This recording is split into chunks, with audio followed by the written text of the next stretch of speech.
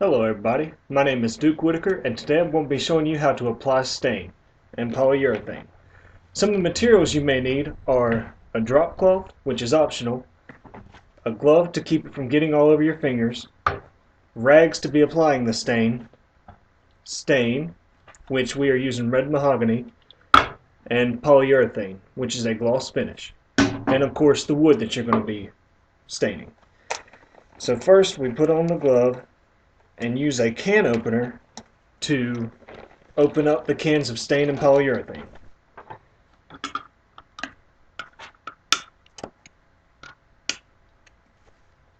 And today we are going to be staining and polyurethaning pine, treated pine, and oak. So you just wrap the paper towel or rag, whatever you're using, around your finger, dip it into the stain, and just smoothly apply it onto the pieces of wood. This is pine that we are staining now, and stain usually absorbs pretty well into pine wood, which goes in fairly smooth. And I've already got one side already stained to later apply the polyurethane.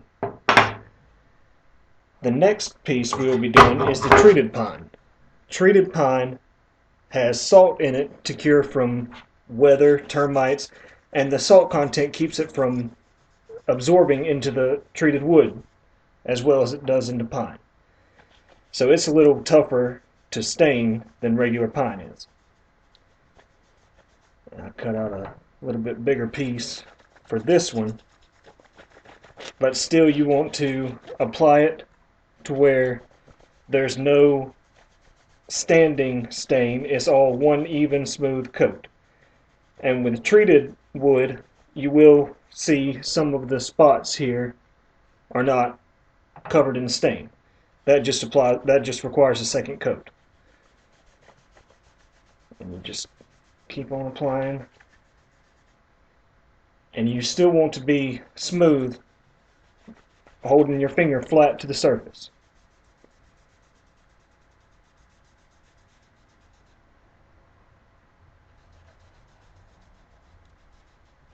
And the two main woods to be applying stain to are pine and oak. Pine, you can see the different traces in the wood, and oak is just one smooth finish. That is the finished product with a few standing spots of stain that need to be smoothed out. Oak is just one smooth surface, and that's what it looks like before. This is white oak, and white oak is one of the most durable woods. It's one of the strongest, and it's also one of the hardest to paint or stain. It usually holds up well against, it prevents damage, it doesn't absorb shock as much as pine does, but it's also a lot harder to stain, and it tears up the rag very easily. So that's why we saved this one for last.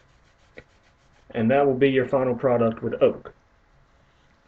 Now, we will move on to applying the polyurethane, which this is a gloss finish. Polyurethane is just a protective coating to help make it easier to clean, keep from scratching, and just gives it a nice reflective finish. So here I've got the new rag, and I wrap that same around my finger. I'm going to dip it into the polyurethane. I'm going to use the side that was already stained before I started this, that I stained the other night. And with polyurethane, you just want to apply light coats. You don't want to do one thick, heavy coat. You just want to apply a light coat. And if it's needed afterwards, you apply a second coat, third coat, however many coats you need until you get your desired finished product.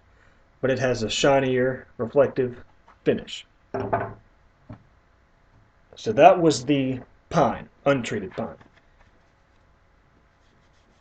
Here I will be doing the treated, which does not absorb polyurethane as well as untreated because of the salt and the pressure treatment. So I will be applying a little bit more than what I was on the untreated pine and I'll just smooth that out later on as we go. Let's see. Also, when staining and applying polyurethane, you want to be conscious of the humidity and the weather that's to be expected, because if you have high humidity and high moisture in the air, stain and polyurethane and even some paints will not absorb very well if you're painting outside or there's access to moisture. And this one just needs to be smoothed out. And that is the final product of the treated wood. Now here's the oak, applying polyurethane again.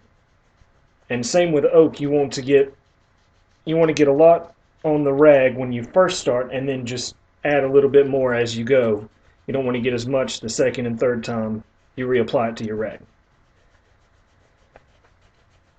Oak has a different texture to it, and if you go against the grain of the wood, then it will reflect more, but you can't see the etches in the wood as well as you can in pine.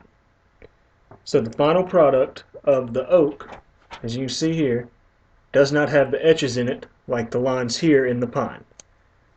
So the oak and pine, let's see if I can get these in one hand, and then the treated plywood.